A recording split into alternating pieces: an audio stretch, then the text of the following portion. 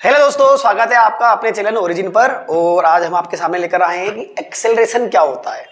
इसके पहले हम आपको डिस्टेंस, डिस्प्लेसमेंट, स्पीड और वेलोसिटी के बारे में बता चुके हैं। और ये अगर चारों टॉपिक आपको समझ में आए हैं तो आप एक्सेलरेशन को बहुत अच्छे से कैच कर पाएंगे और बहुत अच्छे से समझ पाएंगे। अगर आपने वो पिछले टॉपिक्स नहीं देखे हैं तो हमारा पिछला वीडियो जाइए, देखिए और उनको समझिए, फिर इस पर आइए। अगर आपको आता है तो नो डाउट आप इसको अच्छे से अटेंड कीजिए, आपको समझ में आएगा। फिर भी हम थोड़ा सा रिवाइज कर देते हैं कि डिस्प्लेसमेंट क्या होता है। डिस्प्लेसमेंट जो होता है, कोई भी अगर आपने जो डिस्टेंस कवर करी है इस प्रकार से या इस प्रकार से या कैसे भी, तो ये जो इनिशियल पॉइंट और फाइनल पॉइंट के बीच की जो मिनिमम डिस्टेंस होती है, जो कि एक स्ट्रेट लाइन होती है, इसको हम डिस्प्लेसमेंट बोलते हैं। तो ये जो ए बी है वो इन दोनों पॉइंट के बीच का डिस्प्लेसमेंट है। स्टार्ट आपने ऐसे किया, आप ऐसे आए, बट डिस्प्लेसमेंट आपका केवल इतना ही है। इस प्रकार आप इस प्रकार से ऐसे घूमते हुए यहाँ पे अगर आते हैं तो ये आपका डिस्प्लेसमेंट है, ठीक है। तो इस पे डिस्प्लेसमेंट आपकी एक वेक्टर क्वांटिटी होती है और डिस्प्लेसमेंट की जो यूनिट होती है वो मीटर होती है। ये मैं आपको बता चुका हूँ।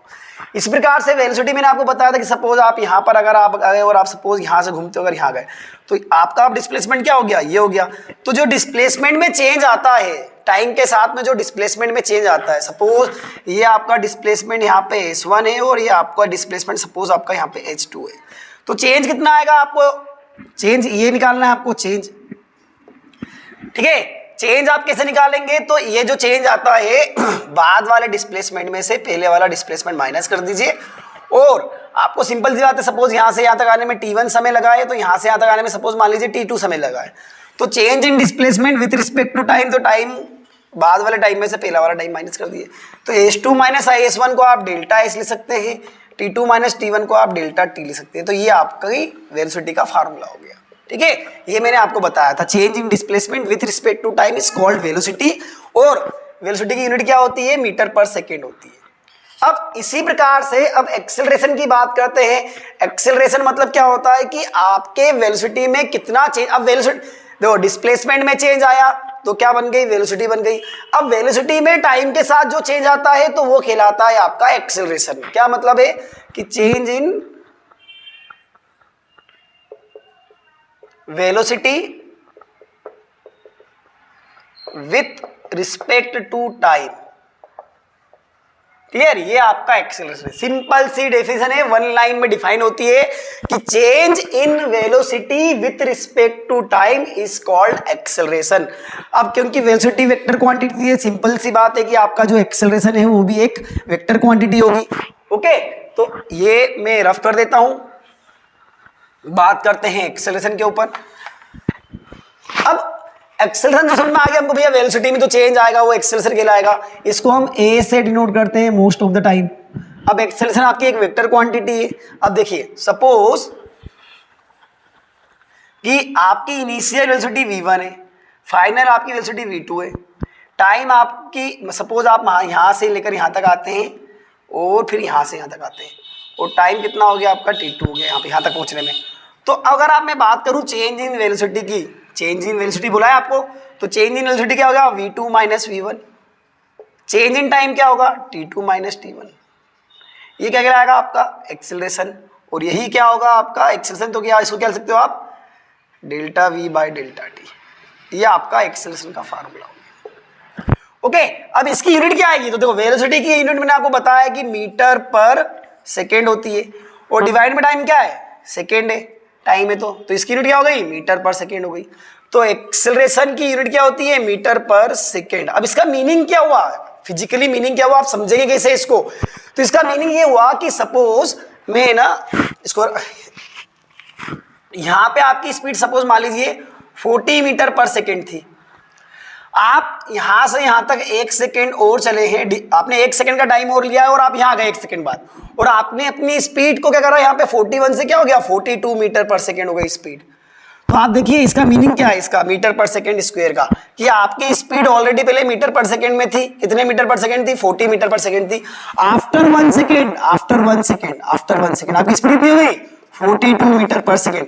तो आपकी स्पीड में यहाँ चेंज आया ना, आपकी स्पीड में चेंज आ गया है। कितना चेंज आया, तो भैया मैं क्या बोलूंगा, मेरी स्पीड में 2 मीटर पर सेकेंड का चेंज आया है, बट कितनी देर में आया, तो आप क्या बोलेंगे 1 सेकेंड में आया। तो 2 मीटर पर सेकेंड का चेंज आया 1 सेकेंड में, पर 1 सेकेंड पर यूनिट सेकेंड में आपकी स्पीड मान लीजिए 2 सेकेंड से चेंज हो रही है, तो पर यूनिट सेकेंड में मेरी स्पीड 2 मीटर पर सेकेंड चेंज हो रही है, तो मैं क्या बोलूंगा, इस मेरा एक्सेलरेशन कितना है, मीटर पर सेकेंड, 2 मीटर पर सेकेंड स्क्वायर, ये बोलूंगा ना। क्या मतलब हुआ इसका कि मेरी स्पीड भैया हर एक सेकंड में 2 मीटर पर सेकंड से चेंज हो रही है, तो 2 मीटर पर सेकंड मल्टीप्लाई बाय पर सेकंड, तो क्या होगा 2 मीटर पर सेकंड स्क्वायर। तो 2 मीटर पर सेकंड स्क्वायर का मतलब क्या हुआ कि मेरी स्पीड अभी 40 की है, तो अगले एक सेकंड बाद क्या होगी 42 की हो जाएगी, 42 मीटर पर सेकंड की हो जाएगी, और उसके नेक्स्ट सेकंड में क्या होगा 44 मीटर पर सेकंड हो जाएगी। तो इसी प्रकार से हर एक यूनिट टाइम में जो वेलोसिटी में चेंज आता है उसको ही आप क्या बोलते हैं, एक्सेलरेशन बोलते हैं। क्लियर हो गई बात। तो ये मीटर पर सेकंड का कंसेप्ट हो, आई होप आपको क्लियर होगा कि मीटर पर सेकंड स्क्वायर का क्या मीनिंग हुआ। हमें यूनिट भी पता होना चाहिए, इसका मीनिंग क्या होता है। किसी भी यूनिट का अगर आपको मीनिंग पता है तो आपको फिजिकल क्वांटिटी बहुत अच्छे से डिफाइन कर सकते हो, उसको पहचान भी सकते हैं आप। मीटर पर सेकंड स्क्वायर लग गया, इसका मतलब क्या हो गया कि भैया वो एक्सेलरेशन है। मीटर पर सेकंड लग गया, इसका मतलब क्या कि वो वेलोसिटी है। अगर ओनली मीटर लिखा है तो मतलब वो डिस्टेंस है या डिस्प्लेसमेंट है। ठीक है, अब वो थोड़ा डिफाइन करते हैं। अगर मैंने आपको कहा कि भैया मेरा जो एक्सेलरेशन है वो 5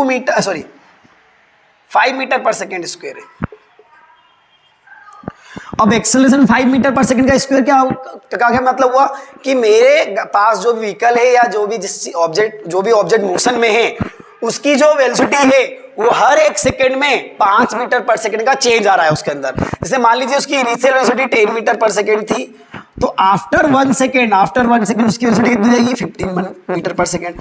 उसके एक सेकंड बाद कितनी हो जाएगी आपकी 20 मीटर पर सेकंड हो जाएगी। ओके, तो देखिए एक सेकंड में 5 मीटर पर सेकंड का चेंज आ रहा है, फिर एक सेकंड में 5 मीटर पर सेकंड का चेंज आ रहा है। तो ये जो हर एक यूनिट टाइम में जो आपकी वेलोसिटी में चेंज आ रहा है इसी को हम क्या बोलते हैं, एक्सेलरेशन बोलते हैं। आई होप आपको अच्छे से क्लियर हो गया होगा। अब ये तो इंक्रीज हो रहा है तो इसको बोलते हैं पॉजिटिव एक्सेलरेशन बोल रहे हैं। ठीक है, ये क्या होता है, डिक्रीज भी होता है। डिक्रीज इट मींस क्या कि कम भी हो सकता है ना। देखिए सपोज अब गाड़ी आप चला स्टार्ट करिए आपने, तो उसकी वेलोसिटी चेंज होगी, सिंपल सी बात है, उसकी स्पीड बढ़ती जाएगी अगर आप बढ़ाएंगे एक्सेलरेट करेंगे तो। अब बात सपोज आपको कहीं रुकना है, आपकी स्पीड 40 मीटर पर सेकेंड है, तो जब आप रुकेंगे तो क्या करेंगे, स्पीड को कम करेंगे, सिंपल सी बात है। तो मान लीजिए आपकी वेलोसिटी हो गई 35 मीटर पर सेकेंड, फिर मान लीजिए हो गई 32 मीटर पर सेकेंड। तो देखिए यहाँ चेंज आ रहा है ना, जो 40 मीटर पर सेकेंड स्पीड थी आपकी या 40 मीटर पर सेकेंड आपकी वेलोसिटी थी, अब आपकी वेलोसिटी कितनी होगी 35 मीटर पर सेकेंड। तो मतलब क्या हुआ कि आपकी जो वेलोसिटी है वो 5 मीटर पर सेकेंड क्या हो गई, कम हो गई। कितने सेकेंड में, सपोज मान लीजिए 1 सेकेंड में कम हुई। तो ये आपका नेगेटिव एक्सेलरेशन है, और नेगेटिव एक्सेलरेशन को हम क्या बोलते हैं, रिटार्डेशन। रिटार्डेशन माइनस है। तो रिटार्डेशन मतलब क्या कि आपकी वेलोसिटी में नेगेटिव चेंज होना with respect to time, it is called retardation. Also acceleration, negative acceleration भी आप बोल सकते हैं।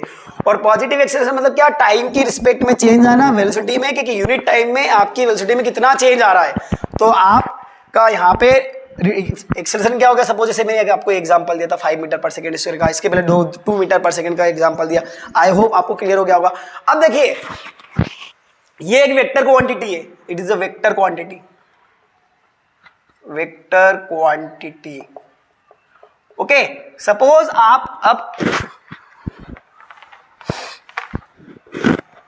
आप इस प्रकार से चल रहे हैं, आपकी स्पीड 40 मीटर पर सेकेंड है।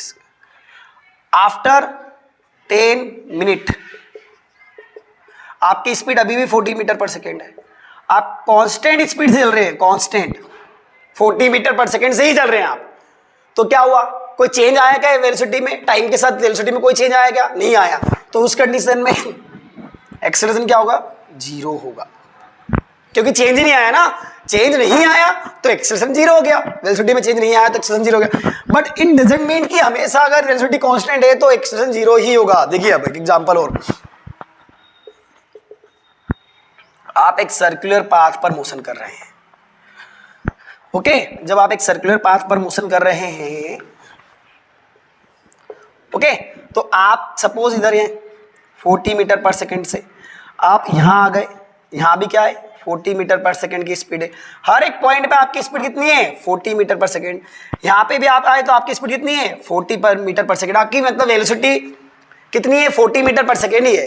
तो इसका एक्सेलरेशन क्या है, तो आप बोलेंगे एक्सेलरेशन 0 नहीं, एक्सेलरेशन 0 नहीं है आपका यहाँ पे। क्यों नहीं है, क्योंकि बिकॉज आपकी डायरेक्शन चेंज हो रही है। तो डायरेक्शन चेंज हो रही है तो वेलोसिटी भी चेंज होगी और एक्सेलरेशन भी चेंज होगा। देखिए अभी इस पॉइंट पे आपकी डायरेक्शन इस तरफ है, इस पॉइंट पे आपकी डायरेक्शन इस तरफ है, इस पॉइंट पे ये डायरेक्शन आपकी इस तरफ है और इस पॉइंट पे डायरेक्शन इस तरफ है। अब अगर मान लीजिए आप आते हैं इधर तो आपकी डायरेक्शन इधर है। तो देखिए अब ये हर एक पॉइंट पे सर्कुलर पाथ पर डायरेक्शन चेंज हो रही है। अब डायरेक्शन निकालते कैसे हैं? हर एक पॉइंट पे आप एक टेंजेंट ड्रॉ करिए, वो टेंजेंट आपको क्या बताएगी?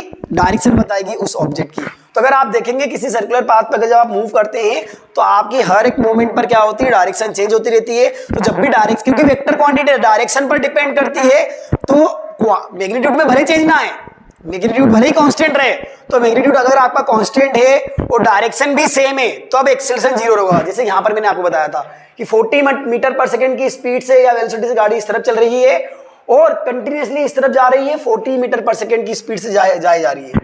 इसकी वेलोसिटी या स्पीड कांस्टेंट, स्पीड और वेलोसिटी दोनों क्या हो गई? कांस्टेंट हो गई। अब बट एक्सेलरेशन क्या हो गया? आपका जीरो हो गया। क्यों जीरो हो गया?